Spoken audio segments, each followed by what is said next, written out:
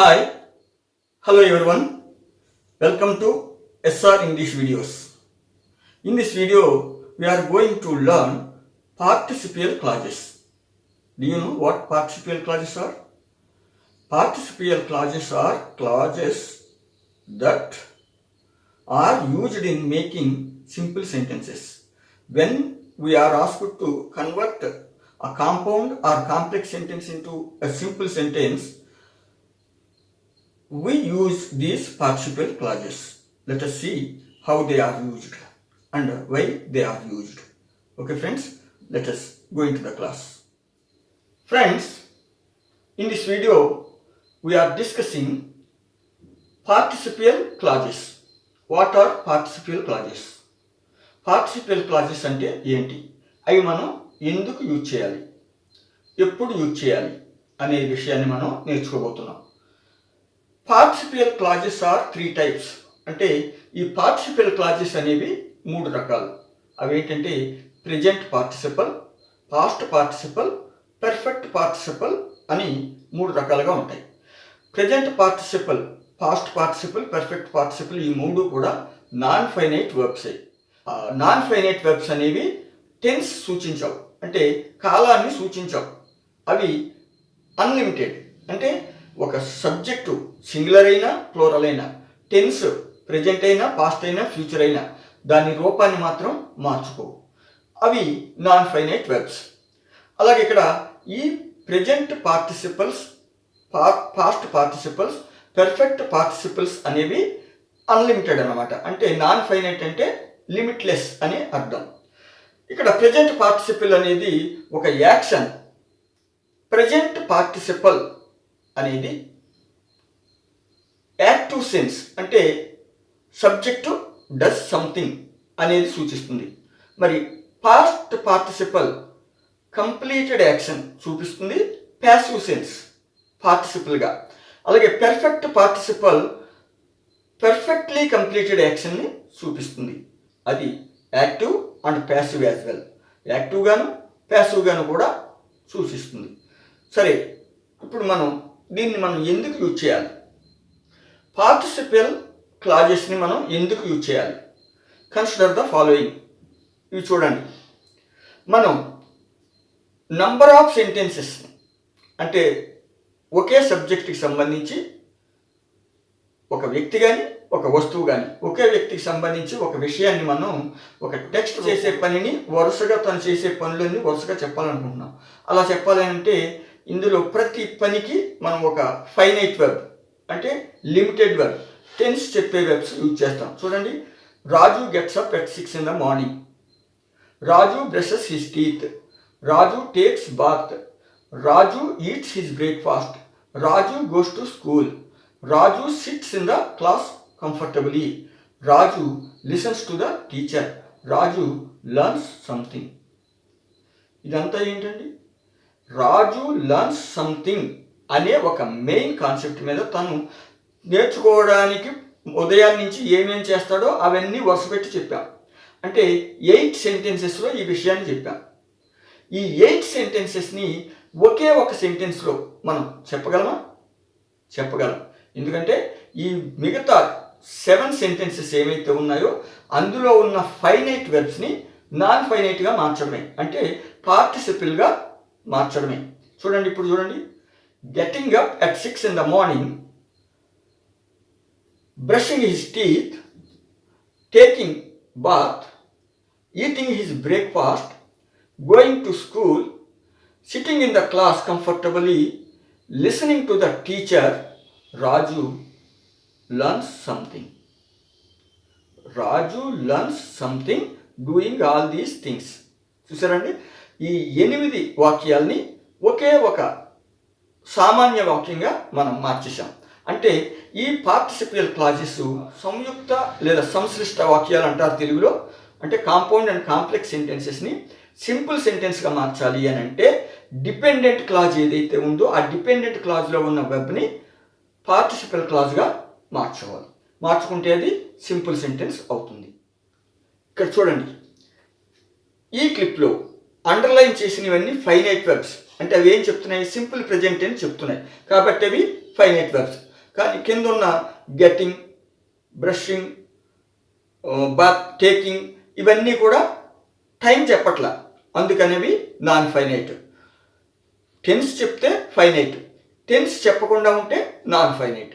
పార్టిసిపియల్ clauses mainly are used to convert compound and complex sentences into simple sentences. చూడండి, with same subject in both the clauses. Subject ఒకటే అయితే, రెండు ఇచ్చిన 2 క్లాజెస్లో subject ఒకటే అయితే మనం డైరెక్ట్గా మొదటి క్లాజ్లో ఉన్న ఫైనైట్ వెబ్ని నాన్ ఫైనైట్గా అంటే ప్రజెంట్ పార్టిసిపుల్గా మార్చాము. ఇక్కడ eating his breakfast he goes to school. ఇది ఏ టెన్స్ అండి? Present tense, simple present tense. He ate his breakfast he went to school. Eating his breakfast he went to school, past tense. He will eat his breakfast he will go to school, future tense. అయితే ఇక్కడ eating his breakfast he will go to school. ఇలా మనం participle clause use చేస్తే అది tense చెప్పదు కాబట్టి మనం ఏ టెన్స్కి అయినా దాన్ని అటాచ్ చేయొచ్చు. ముందు ఎగ్జాంపుల్లో సింపుల్ ప్రెజెంట్ టెన్స్కి అటాచ్ చేసాం, ఇక్కడ ఉన్న సింపుల్ పాస్ట్కి అటాచ్ చేసాం, అలాగే సింపుల్ ఫ్యూచర్కి అటాచ్ చేసాం. కానీ మొదటి ఈ పార్టిసిపల్ క్లాజ్ అనేది ఏమాత్రం మారలేదు. మీనింగ్ ఏమైనా డ్యామేజ్ అయిందండి? అవ్వలేదు. అంటే మనకు మెయిన్ క్లాజ్లో ఉన్న వర్బ్ మాత్రమే మనకు టెన్స్ చెప్తుంది. దాన్ని బట్టి మనం పార్టిసిపల్ క్లాజెస్ని ఎందుకు యూజ్ చేయాలో తెలుస్తుంది. సరే, ఇంకోటి చూడండి, మనం ఎలా యూజ్ చేస్తే 2 అర్థాలు వచ్చే ప్రమాదం ఉంది. అంటే ప్రజెంట్ పార్టిసిపల్ని డైరెక్ట్గా అలా ఈటింగ్ అని యూజ్ చేస్తే 2 అర్థాలు వచ్చే ప్రమాదం ఉంది. అదేంటంటే, eating his breakfast he went to school అని తీసుకున్నాం అనుకోండి. ఈటింగ్ అంటే ఏం చెప్పాను? ప్రజెంట్ పార్టిసిపుల్ ఇన్కంప్లీట్ యాక్షన్ అని చెప్పాను. అంటే తింటూ స్కూల్కి వెళ్ళాడు, బ్రేక్ఫాస్ట్ తింటూ స్కూల్కి వెళ్ళాడు అని అర్థం వస్తుంది కదండి. కానీ మనం సెన్సిబుల్గా ఆలోచిస్తే ఏ వ్యక్తి కూడా తింటూ స్కూల్కి వెళ్ళండి, తినేసి వెళ్తాడు. అంటే ఇక్కడ మనం అర్థం అలా వచ్చినా కానీ మనం తీసుకోవాల్సిన అర్థం ఏంటంటే తిని స్కూల్కి వెళ్ళాడు అని అర్థం తీసుకోవాలి. అంటే ఇక్కడ మన మెంటల్ కాన్షియస్నెస్ మీద ఆధారపడి, ఇంట్యూటివ్ అప్రోచ్ మీద ఆధారపడి ఉంటుంది. Eating his breakfast he went to school అంటే బ్రేక్ఫాస్ట్ తిని స్కూల్కి వెళ్ళాడనే అర్థం. ఏ ఒక్కడు కూడా తింటూ స్కూల్కి వెళ్ళాడు కాబట్టి అలా అర్థం చేసుకోవాలి. అయితే మనం ఆ యాంబిగ్విటీ, ద్వంద్వార్థాన్ని అవాయిడ్ చేయాలి అని అంటే ఇలా రాయొచ్చు. In order to avoid the ambiguity we can say thus: after eating his breakfast he goes to school. After eating his breakfast, eating అనేది ఇన్కంప్లీట్ యాక్షన్ అంటే నాన్ ఫైనైట్ కాబట్టి ఎఫెక్ట్ అవ్వదు. కానీ క్లియర్గా చెప్తున్నాం, తినేసిన తర్వాతే స్కూల్కి వెళ్ళాడు అని.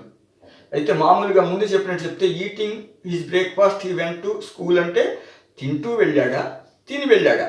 సాధారణంగా తింటూ వెళ్ళరు కాబట్టి తిని వెళ్ళాడని అర్థం చేసుకోవచ్చు. అలాంటి యాంబిగ్విటీ ఏమీ లేకుండా ఉండాలంటే ఆఫ్టర్ అని యూజ్ చేయొచ్చు. అప్పుడు అలాంటి యాంబిగ్విటీ ఉండదు, ఒకే అర్థాన్ని ఇస్తుంది. తిన్న తర్వాత వెళ్ళాడు, స్కూల్కి వెళ్ళాడు అని.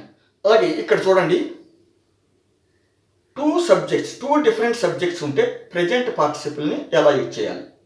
ఇచ్చిన సెంటెన్స్లో 2 సబ్జెక్ట్స్, ఫస్ట్ క్లాజ్లో ఒక సబ్జెక్టు, సెకండ్ క్లాజ్లో వేరే subject. I eat my breakfast and then my mother eats it. అంటే ముందు నేను బ్రేక్ఫాస్ట్ తింటాను, తర్వాత అమ్మ తింటుంది. దీన్ని eating breakfast my mother eats it అంటే అబ్సర్డ్, మీనింగ్లెస్, అర్థం లేదన్నమాట, అర్థం లేనిది.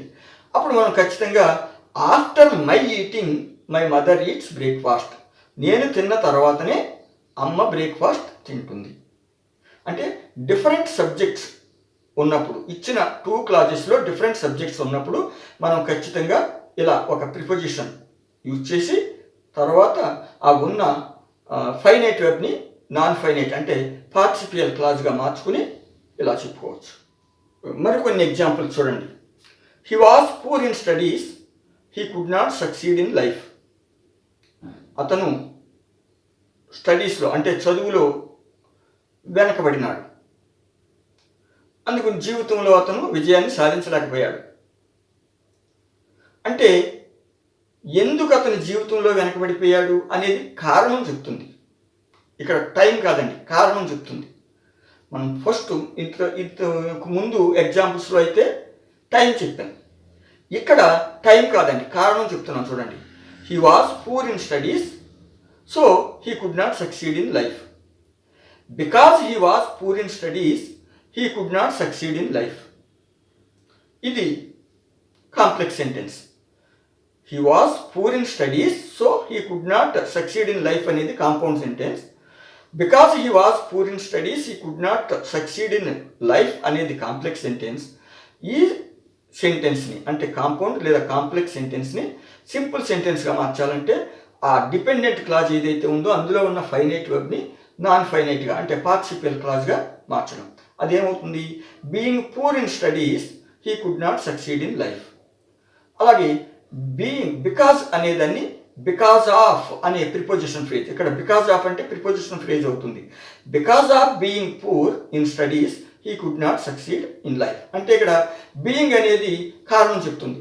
బీయింగ్ పూర్ ఇన్ స్టడీస్ అంటే చదువులో వెనకబడిన కారణంగా అతను జీవితంలో విజయాన్ని సాధించలేకపోయాడు. అలాగే చదువులో వెనకబడిపోయిన కారణంగా బికాజ్ ఆఫ్ అని క్లియర్గా చెప్పడం అన్నమాట. బీయింగ్ పూర్ అంటే అంత క్లారిటీ లేదు, బికాజ్ ఆఫ్ అంటే ఫుల్ క్లారిటీ ఉంది. అలా because of being poor in studies, he could not succeed in life. When there are two different subjects, present participle use చేయడం వీలవుతుందా అంటే కొన్ని సందర్భాల్లో వీలవ్వదు. అలాంటప్పుడు మనం ఏం చేయాలంటే పాస్ట్ పార్టిసిపల్ యూజ్ చేయాలి. అది ఎలా చూడండి. With different subjects in each clause. A snake bites the farmer dies. ఇది సింపుల్ ప్రెజెంట్ టెన్స్ అండి. అంటే నరేషన్లో చెప్తాం, ఏదైనా స్టోరీ చెప్పినప్పుడు కానీ లేదా సినిమా నరేట్ చేసినప్పుడు కానీ చెప్తూ ఉంటాం, సింపుల్ ప్రెజెంట్ టెన్స్ యూజ్ చేస్తాం. ఈ snake bites the farmer dies. పాము రైతును కరుస్తుంది, ఫార్మర్ చనిపోతాడు అని నరేషన్ సెన్స్లో చెప్తున్నాను చూడండి, టెన్స్ కోసమే. A snake bites the farmer dies. Two clauses అంటే ఆ snake bites the farmer one clause, the farmer dies another clause. ఈ రెండు కూడా రిలేటెడ్, ఒకదానితో ఒకటి సంబంధం ఉన్నది. మెయిన్ క్లాజ్ ఏది ఇందులో? The farmer dies. The farmer dies అనేది మెయిన్ క్లాజ్. ఎందుకంటే రైతు ఎందుకు చనిపోయాడు అంటే స్నేక్ కరిచింది కాబట్టి. దీన్ని ఇలా రాయొచ్చు. ఎప్పుడైతే మనం ఈ పార్టిసిపల్ క్లాజ్ యూజ్ చేస్తాం, సింపుల్ సెంటెన్స్గా మారుస్తామో, సింపుల్ సెంటెన్స్ రూల్ ఏంటంటే అండి, ఒకే సబ్జెక్టు ఒక ప్రెడికేట్ ఉంటుంది. అంటే ఒక ఫైనైట్ వెర్బ్తో ఉన్న ప్రెడికేట్ ఉంటుంది. మరి ఇక్కడ టూ సబ్జెక్ట్స్ ఉన్నాయి, స్నేక్, ఫార్మర్, టూ సబ్జెక్ట్స్. మరి ఈ టూ సబ్జెక్ట్స్ని కామన్ చేయాలి అని అంటే ఏం చేయాలి? మొదటి దాన్ని the farmer is bitten by a snake అంటే అప్పుడు ఫార్మర్ సబ్జెక్ట్ అయింది. ద ఫార్మర్ డైస్ అంటే రెండో సెంటెన్స్లో కూడా ద ఫార్మర్ సబ్జెక్ట్ అయింది. అంటే ద ఫార్మర్ సేమ్ సబ్జెక్ట్ అయింది. చూసారా? మొదటి సెంటెన్స్లో a snake bites the farmer అంటే స్నేక్ సబ్జెక్ట్, ఇక్కడ the farmer dies the farmer subject. మరి ఈ రెండింటిని కామన్ చేస్తే కానీ మనం పార్టిసిపల్ క్లాజెస్ యూజ్ చేయడం అవ్వదు. అప్పుడు మనం ఏం చేయాలంటే ఆ స్నేక్ బైట్స్ ద ఫార్మర్ని ప్యాసివ్లోకి మార్చితే the farmer is bitten by a snake, అప్పుడు ద ఫార్మర్ సబ్జెక్ట్ అయింది ఇక్కడ. అలాగా bitten by a snake the farmer dies, single sentence and simple sentence. Bitten by a snake the farmer dies, the farmer dies bitten by a snake, single sentence and simple sentence. ఇప్పుడు past టెన్స్లో చూద్దాం. A snake bit the farmer died. Two clauses, first క్లాజ్లో snake, second క్లాజ్లో farmer.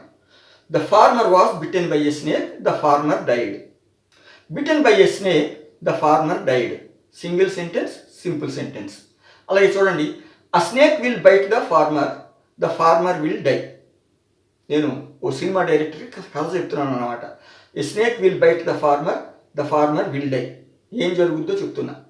The farmer will be bitten by a snake, the farmer will die. Bitten by a snake the farmer will die, single sentence and simple sentence. క్లియర్గా అర్థమవుతుందండి? Same subject ఉండి